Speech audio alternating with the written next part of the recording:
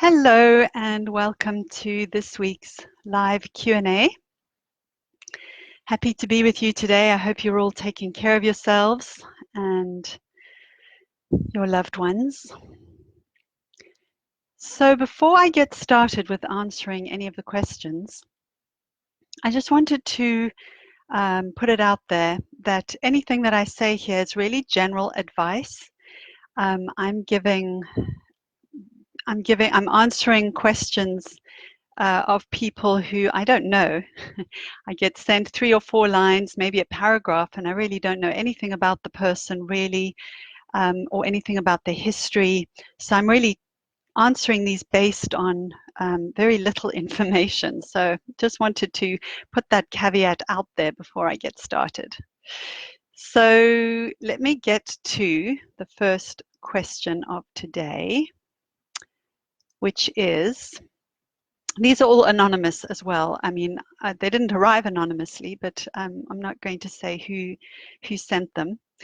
So here's one question somebody sent about self-sabotage. So this is the question. I'm beginning to notice that on days where I'm really eating intuitively and feeling good about it, at some point I begin to feel uncomfortable about the success and feel the need to sabotage and binge on something sweet. It's as though I find my good behavior threatening. I want to work this out as it is obviously not serving me well and puts me in a vicious cycle. It's so frustrating. This is my normal destructive pattern. I have big success in my life and then lose everything. I've recently lost weight over a 6-month period, living as I would like, while also working on mindset, but then reverted to sabotaging behaviors. I also did this for 10 months 2 years ago and did the same.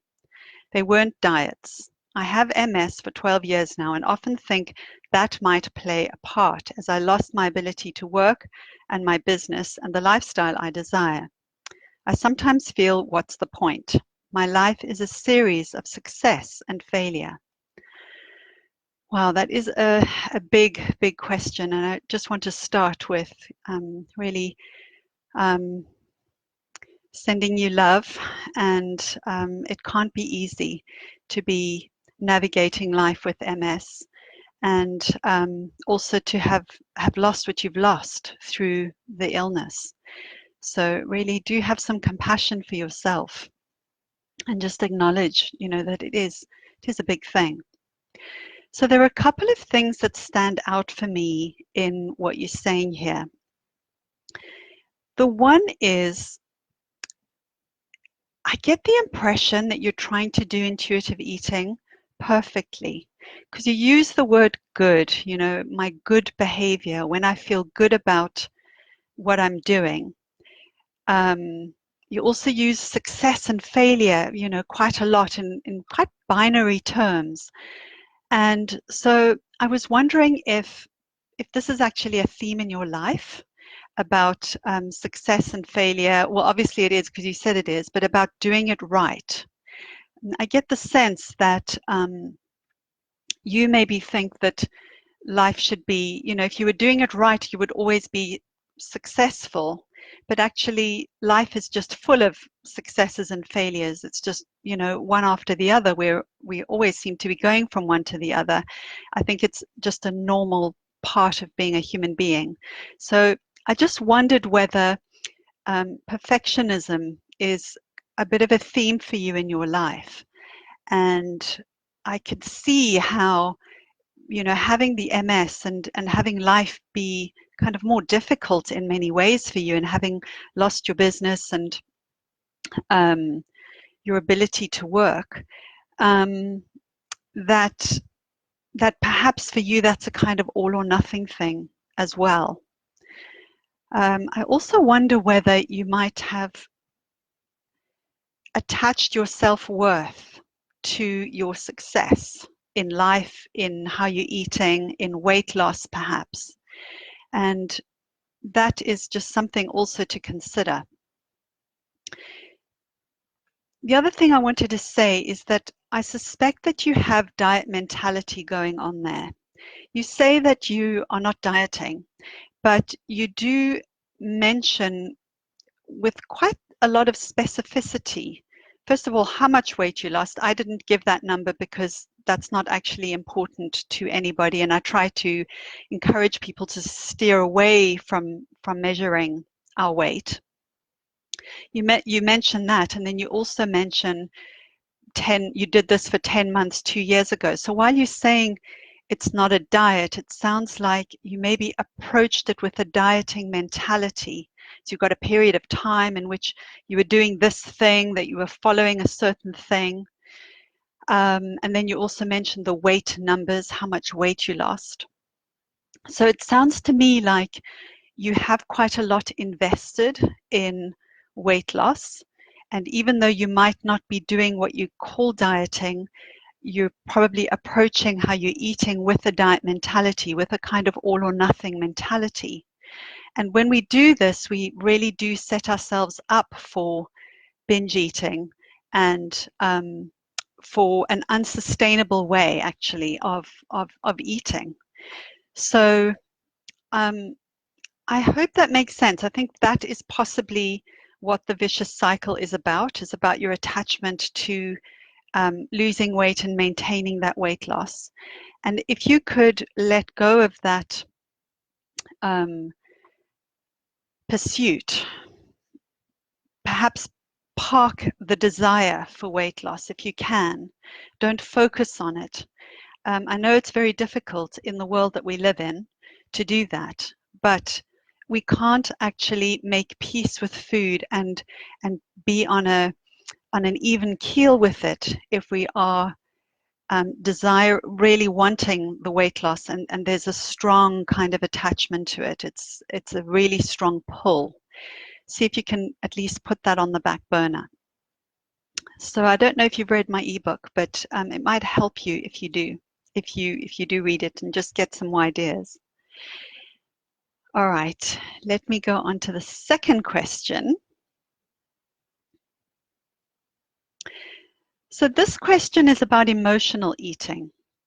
And this is the question. I've struggled with emotional eating for over 25 years now. I can't stop turning to my junk food drug when I'm overwhelmed emotionally. What can I do to stop this behavior once and for all? I've lost weight over the years, but it's a struggle to lose it and a major struggle to keep it off too. Okay, it's a great question. So the first thing that I would offer you is that in my experience and what I've seen with clients and certainly seen with myself is often what we think is emotional eating is actually a response to deprivation. It's a response to restriction. It's a response to dieting and or a response to dieting mentality. So even if you aren't actually restricting your calories or trying to restrict certain food groups or certain types of foods, you would be having a restrictive or a deprivation mindset. And this is what causes us to eat when we're not hungry.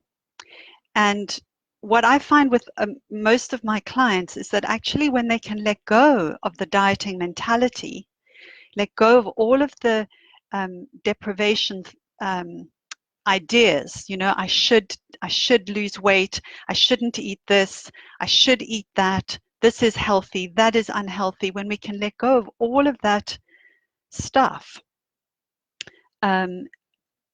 what we think of as emotional eating really either massively reduces or it disappears altogether for some people. It just becomes a non-thing. So that's where I would always start with people I'm working with when they come to me for emotional eating, is to look at where is their deprivation going on, whether it's actual deprivation or whether it's just in your mind, you're telling yourself constant commentary, you shouldn't be having this. And one of the clues you gave me is judging the food as junk food and even labeling it as a drug. So you also talk about, your weight loss history, over the years, weight, gained and lost weight over the years. So what you're telling me sounds like you have definitely got a history of yo-yo dieting.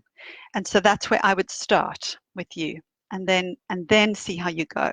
But let me talk a little bit more about emotional eating. I think we actually need to decriminalize emotional eating because it's okay. It's an adaptive response sometimes, and sometimes it's the best we can do to take care of ourselves.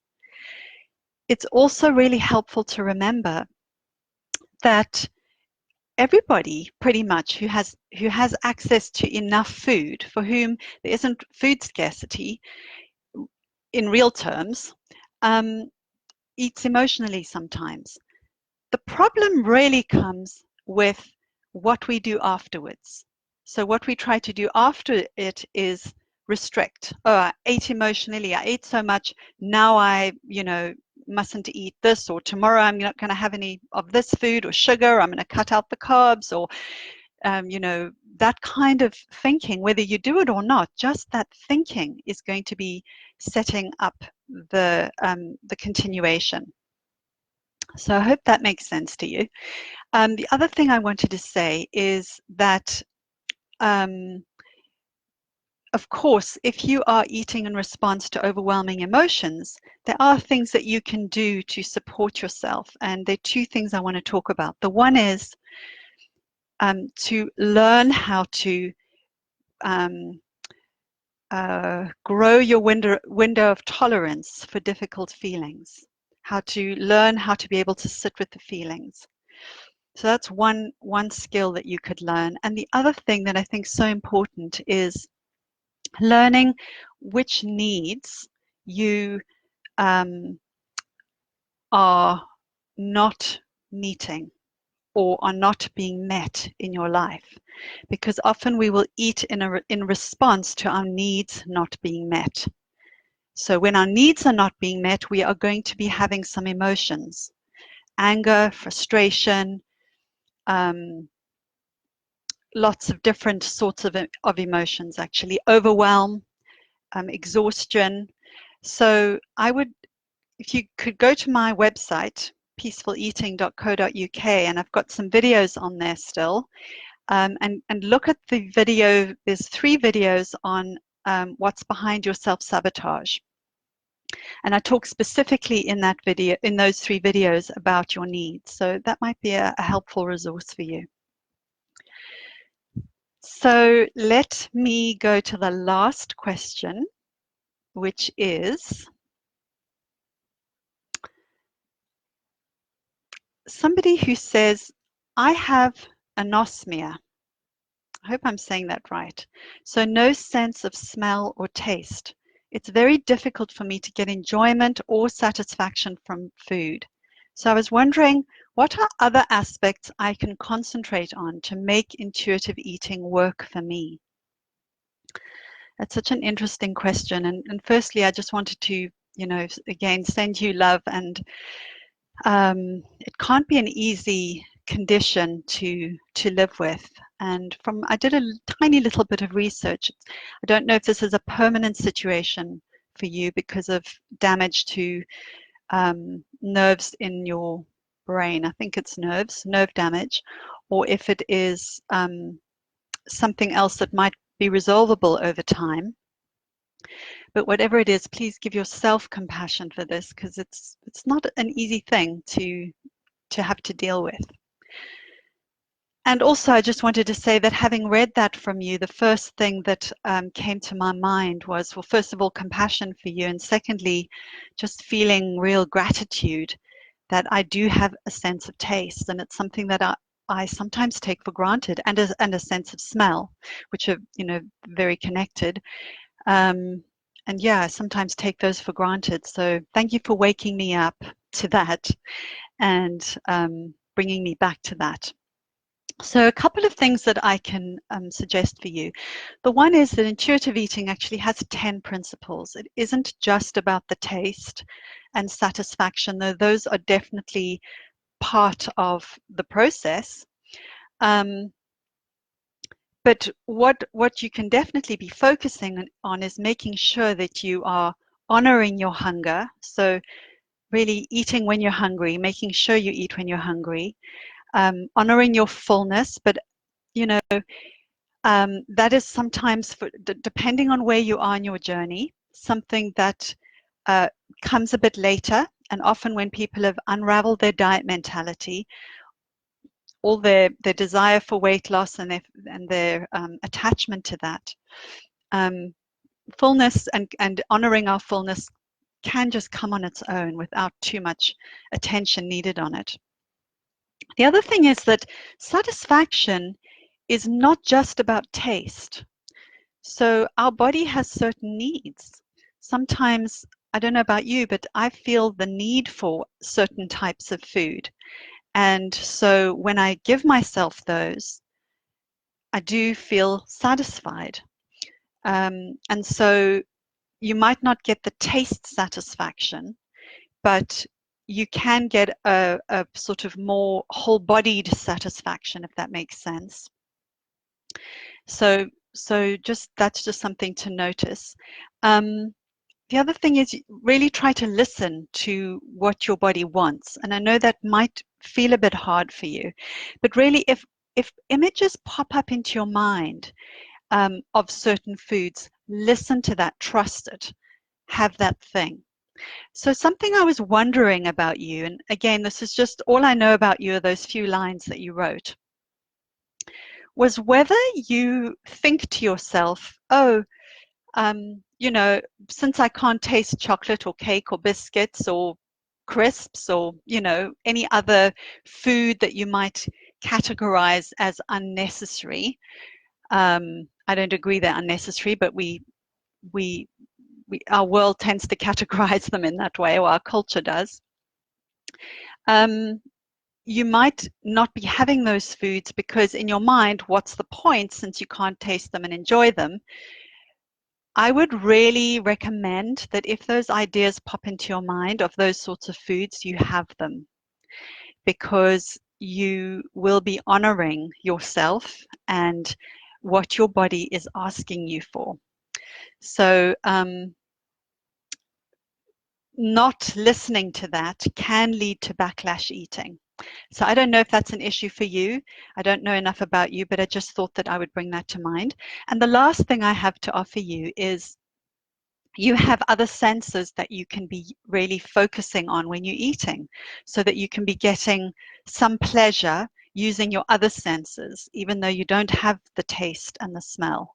So you can be really noticing how the food is feeling in your mouth. You can really be noticing how if the food might feel in your hands, if you pick it up with your hands.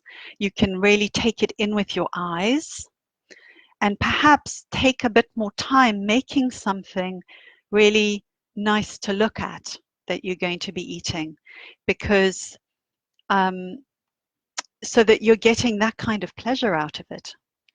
You can notice the changing landscape that's happening in your mouth as you're eating, even though you're not aware of the tastes that are changing. And you can hear it. So those are the other senses. And there was just one more point that I forgot to mention earlier, which is that you can also, as one of the principles, you can be paying attention to how the food is feeling in your body after you've eaten it, right? So that you're listening to your body's feedback around the food. That's a really important part of intuitive eating. So I hope that is helpful. And great. Well, thank you for being here. Thank you for watching. I hope that was helpful. I don't see any further questions coming up. So